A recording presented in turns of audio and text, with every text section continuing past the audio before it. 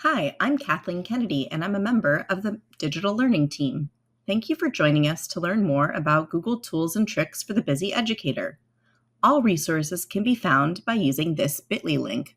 We're so happy you're here. Okay. We'll do some opening moves, a little bit more sort of where everybody's at with their interest in Google and where you are in the couple tools we're going to look at today. I'm going to just do a brief overview of some tools in Gmail, tools in Drive, using Sheets for data. And then this is really a workshop model. So I really wanted to give each of you time to really dive into which of those tools you want to spend some time on. I know when I first joined the team, I was, learning a lot myself, and really had to set aside time to actually organize my Gmail. So there's some really cool features, but it takes a little bit of time. And I feel like as educators, we're often super busy and don't have time to really set aside and, set up those organizational systems for ourselves to make our lives a little easier. So we'll have 20 minutes to choose your own adventure, and then we'll do some closing moves to see what everybody learned. And our objectives really are in those three areas: learn how to filter your email and effective use of the search function in Gmail, explore tools to organize your Google Drive, find out some ways to more effectively use Google Sheets, and then again, some time to try out what is most important to you. I also wanted to mention that this agenda slide, each of those links are clickable links.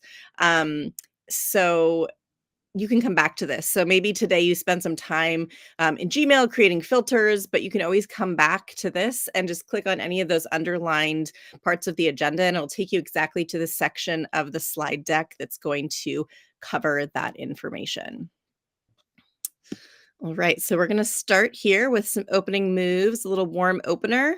And also wanted to, again, I feel like these tools are super important, especially as educators when we have so much on our plate. So we can spend less time doing busy work and more for what matters to you most. And shout out to Adobe Express. I made all of these images using their AI image generator. So I put in a description of things I like to do when I'm not working, such as going to the ocean or hiking in the mountains and looking at sunsets. So all of those things are things I like to do. And so Adobe Express, if you ever are interested in trying that tool out, those are some cool things you can create with it. So we're going to start by talking about Gmail. And I am going to go through the slides, and I will show some examples in my own email as I'm going through some of them, because I feel like it's a little bit hard to sort of grasp what's going on just from the screenshots. But again, all of these underlined topics here will take you exactly to where the slide is that talks about that specific thing. All right, so let's get started. So using the search feature, I'm sure we have all used the search feature before, but I wanted to kind of show a couple of tools in there that might be helpful.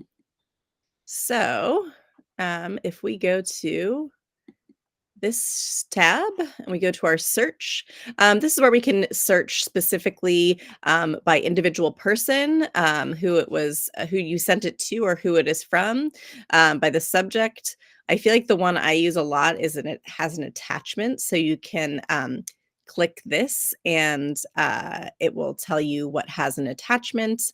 Or oftentimes, if it's something from a long time ago, like I remember I made something, and I sent it out in September of last year, you can search by date. So those are some helpful tools in the search bar that can help you find emails. And then filters. So like I said, there will be work time for everyone to kind of go back and look at what they felt was really important and relevant for them but filters can really help you organize your Gmail drive. Your email. This was not something I used prior to my role that I'm currently in, but I will tell you right now, it is a game changer. So I'm just going to show you briefly sort of what it looks like. I'm not going to necessarily take you step by step through it, because there are some steps during work time where you'll be able to do that. But if you go back to this same search feature here, you can do the same thing, and you can type in if there's a specific email from a specific person, you would put that in here, and then you'll click where it says create filter, and then it will create for you a whole it will go into these labels over here. So then it'll go right into a specific folder for you to review later. So I sign up for the Google Workspace emails, but I don't want to see them all the time. So I have a whole folder where anything that's coming from Google Workspace will go into its own folder. It'll skip the inbox and it'll go right here. So I have some time set aside on Friday mornings to go through and just see what the new things are, the new features are in Google Workspace. So there'll be some time to walk through what you can do with the filter. So this slide, again, tells you what are some things that you can do. You can do ready-made filters, add stars, and flag specific emails, like maybe from your principal or from a specific team member that you work with. So they go through your own whatever learning style works for you. We have directions with images, and there's also a nice YouTube video. So again, during work time, please, take advantage of which one of these works for you. I'm not going to go through how to create those custom filters, but that's where I showed you to go, and then how you would go step by step to create those custom filters. And like I had in mind as well, you can also color code them. I have it like a nice rainbow. It's very visually appealing. And then when you have that filter set up, it will show up like we see here. You can see that it's flagged in the classroom. I'm sorry, it's flagged in your email with that little color coded box of whatever you've assigned it, so you know where it is going. And you can access your custom labels later. So if you want to go back and change them, this is how you would find those in this settings gear here. And here are some videos that will take you through the same steps, just in a different way. You need to be The next feature that I love is, I don't know if everyone's paid attention to it, is the sidebar of tools that's on the side of Gmail. There are 4 main icons. It has calendar, keep, tasks, and contacts.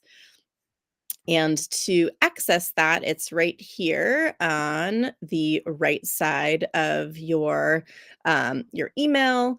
And if you click on it, it'll just pop out. So you'll see what your calendar has for that specific day. You can go forward, backward. This is Google Keep. I don't really use that, but some people do use Google Keep. So everything would be linked there. My favorite one is tasks. I love tasks. You can actually assign people tasks within a Google Doc, and it'll show up on this task list here. And as you complete it, you just click mark as complete, and then it disappears from your task list. This is the contacts. So anyone in your contacts here will show up, and you can create your contacts right there within your email. There are a couple other ones. Smart Sheets probably isn't on folks' radar, but that is there as well. And so that's something you might want to play around with. So thinking about some other things you might want to spend some time on is contact labels. So there is a way to create Google Groups, which you can create through a help desk ticket. But if you are emailing smaller than 25 people, you can create contact labels. So I know when I was an assistant principal, I would often just want to email the 9th and 10th grade team. So I wouldn't have to necessarily create a Google group for that. I can create it for my contact labels. And there are some directions for how to do that. So let's just take a minute in the chat. I just went through some different features in Gmail. Can you edit your sidebar? Yeah, you can. There are some. Daniel had a question. Can we edit our sidebar? There are some things you can add, but I have noticed some of those just like are add-ons in Google Drive. Some of them, they're not all going to be accessible, but there is a way to add things to your sidebar. So why don't we take a minute and just type in the chat, what is something that piques your interest so far? What is something you're interested in exploring, or maybe something you have known about but just haven't had the time to explore thinking about Gmail? Just type that in the chat. Colors for labels. Yeah.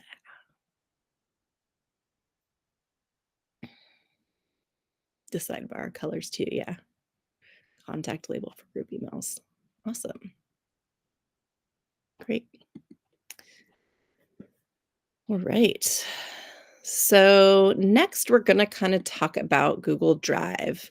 And we're just going to go over a few things there. Again, it's really about making it more manageable. I don't think that anything is necessarily revolutionary that I'm going to show you, but it's really just taking the time to figure out how you can have your Drive work for you.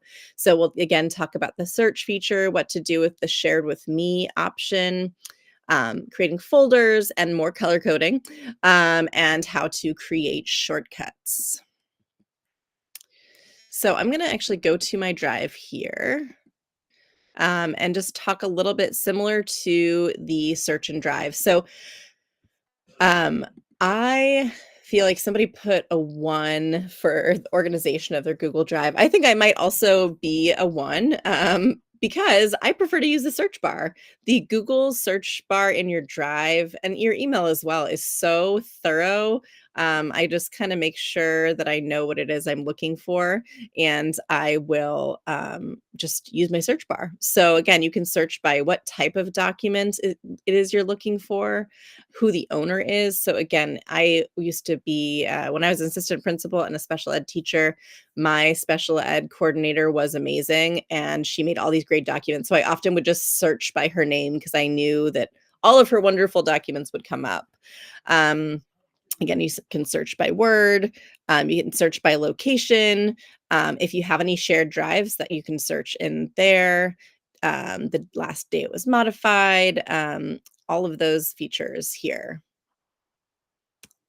Search bar doesn't have the filter symbol. Maybe that's something. Huh. When you're in here, oh, it doesn't say. Yeah, maybe we can, Kara, maybe we can talk about that during work time, and you can share your screen and I can see what you're seeing. Great. All right. So yes, that's search bar and what you can do with that. You can also, in the same place here, on the left-hand side, you can search items that are shared with you. So again, if you want to see things that have been recently shared with you, you know something was on your radar from a meeting, that's a quick way to just click and see what folks have shared with you. And we also have a video for how to create folders and drive linked there. But again, if you're in your drive and you hit new, then you click right here and you click a new folder and you can create a new folder there. There's a video for how to do that. If you again are looking for just more organization in terms of like visually, where can you draw your attention to? There is also a way, you can go in here to more actions, organize, and then you can pick the color of your folders, if that's something that helps you stay organized.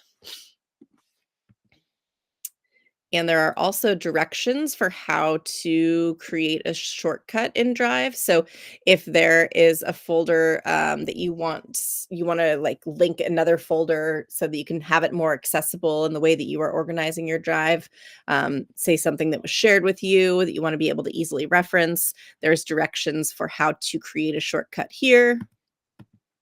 Hey. Um, Anybody want to drop in the chat something that interests you about Drive, something you'd like to sort of dive into with Drive? You can just drop it in the chat.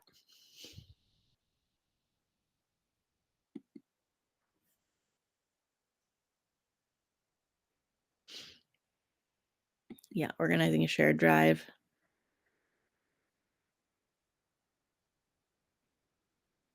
How do you easily add things to your drive? That's a great question.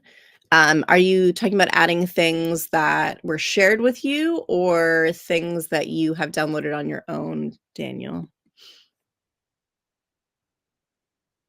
Well, I actually know how to do it myself, but I bring this up because so many people don't know about it. And so when I do my getting started with computers thing, I now have on the front cover, instead of the start button, I have the little add symbol. Yeah. People have a hard time finding it. They don't understand how it works. And so I always try to emphasize that with people because generally, especially if it's a Google thing, like a Google Slide or Google Doc, that little Mhm. symbol's there. It also comes up on PDFs and other things. And it's a really easy way to then add things into the drive. Yeah, I'm trying to think if I can show an example of what that would look like. Because actually you're right. We have some shared drives that have curriculum, and we get a lot of folks that are requesting access to like edit or contribute it, and they don't actually realize that they have access to it because they're looking for a different symbol. So during work time, I will try to figure out something I can pull up, but thanks for bringing that up. That's a really good point.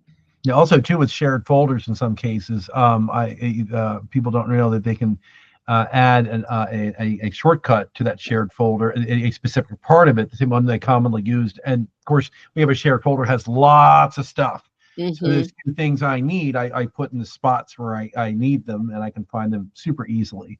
I'm very lazy, so I color code things, and anything that's important is red and things like that. And so I just click, click, click. I'm there. Yeah. Yeah, the shortcuts is super helpful. That is not something that I usually did, but it can definitely make things more accessible. So I would definitely recommend folks go back to that because it's a game changer as well. Thanks so much for sharing both of those things. And during work time, I can walk through that as well. Awesome. All right, so I'm going to go through this part using Sheets for data, just with some tools again that you can come back to later. If this isn't something you're really into right now, there might be another point where you are looking at data and want some time to organize and play around with the different tools that are available for you. But here are some quick wins in Google Sheets. Filter views. So that's a way to quickly filter data and save the filter view for easy recreation later. You can select an entire row or column you can insert checkboxes. You can create drop downs in a cell with options, and you can hide columns and rows. And there are some directions for how to do that on some coming slides. If you're interested in Sheets, here's just a glossary of terms that are helpful when you are exploring Sheets. I won't go over it, but if there's just some common words that come up. Formatting tricks. So a lot of people said they love color coding, color coded spreadsheets in our warm opener. And here are just some cool additional features in there. One of my favorites is the charts button, because I feel like I love looking at spreadsheets, but not everybody does. So the charts button has really evolved, and it makes it really easy to just create a quick chart in Google Sheets right there. Um, uh, and Yeah, so ways there's directions for how to do that. There's also on the left-hand side here, there is a link to Google resources about inserting charts from the Google help desk. There are ways to set themes and colors. So it has default color themes in there, but you can also customize them. And there's some directions for how to do that, and then a link to Google's help desk for how to do that. Conditional formatting, again, was something I used a lot, both when I was a special ed teacher and an assistant principal. Especially as an assistant principal, we were often trying to do attendance incentives, so we are always looking at attendance data. And so I would color code the students' attendance data to see who was, in the red and the yellow and the green and the blue, and that was just really helpful way to look at data and then talk to my attendance team about what we can do to help those kids that were in the red. So it made this, pretty dense data more understandable. So there's some directions for what you can do with that, as well as a video by one of my former colleagues who's now in the libraries department, Jessica, who is also responsible for all these amazing memes that are in this presentation. Directions for how to hide rows and columns and group rows and columns. If you are already sort of, on your A game with sheets and you're looking to take it up a notch with formulas, I'm not going to go through this, but here are some directions for how some sort of basic understanding of formulas, what they start with, and what they can do for you. So sorry, my dog is scratching the door behind me. But what you can do with formulas. And then what the pattern is with formulas. I will say that one thing that, a lot of people will just Google a formula. So if you're having trouble with the formula, you can Google it. You can also, if you are a ChatGPT person, you can also type it in there and it'll give you directions for how to accomplish what it is that you're looking to do. Don't put any actual data in there, but if you ask it what the formula is, it will also help you with that as well. There's another sheet here that will tell you a little bit about some useful formulas that you can, if you have in mind something you want to do with a sheet, here's some useful formulas that you might want to check out. I feel like VLOOKUP is the one that's like probably the most useful. So if you're looking at a spreadsheet and you're looking for one specific name or one specific number, you can use VLOOKUP for how to do that. And there's a video for that, as well as a few others, as well as some text instructions. But I feel like that VLOOKUP one is really useful, as well as as the count if one. So if you're trying to count a certain thing in a column, that will also tell you how to do that. All right, so time to try. I'm going to give you I'm going to sort of walk you through what the options are, and then I'll set a timer for 20 minutes and have people take some time. You can go off screen, mute, try it out, and then we'll come back together in 20 minutes and talk about it. But let me sort of walk you through what the options are. And I do see some questions in the chat, so I will kind of do some guided walkthrough of things during this time as well. Oops, I'm gonna skip that part because we don't have too much time. So time to try. So Gmail. So you can try out the search feature. Again, if you click in here, that will take you right to the slide that went through sort of what those options are. So it's sort of choose your own adventure, and then we have some things you could try out. You can try out the sidebar of tools. I see a question about that, so I will get to that. You can create some filters. I saw a lot of folks that were interested in that. And like I said, I found that to organize my email so much when I took the time to actually create those filters. Here's some more Gmail things you could try. Creating contact labels. Again, I saw a chat about that. That's something that, again, can really be a game saver. I didn't go over the vacation responder, so I can show folks if folks have interest where that is. It's in the settings feature. And then there's some more time savers we did not go over. There's something where you can actually create templates in your email. So if there's an email that you send frequently, you can create a template and then it will start it out for you. That can also be a really great tool if you have an email that's sent frequently. And then there's a couple other Gmail resources there that you can check out if you want. Drive, you can check out the search feature that's shared with me, and then create some folders. I saw some folks who really wanted to create some folders. This is a great time for that. And then there's the directions, like Daniel mentioned, for how to create a shortcut. So you can identify a doc or a sheet you'd like to access in more than one folder in your drive, and you can add a shortcut. So that will take you to the link for that. And then there's some more resources here on sharing and permissions, getting started in Drive if you feel like you want to go back to the basics a little bit, more tools on organization in Drive, and a link to, we have a whole site that has resources, Google Drive resources that you could check out. And if you are a Sheets person and that is what intrigues you, please take the time to try out one of these options here. So there's a scavenger hunt, there's a Sheets resource menu, and then there's a way to try out formulas and sort of there's a description about, sort of which of these options fits based on where you are as a learner. Thanks again for joining us. Make sure to bookmark this slide deck and check out more on our SFUSD Google Resources page. See you again soon.